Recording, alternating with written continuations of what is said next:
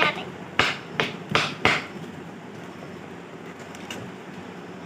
এখন বাজে সকাল 11:15।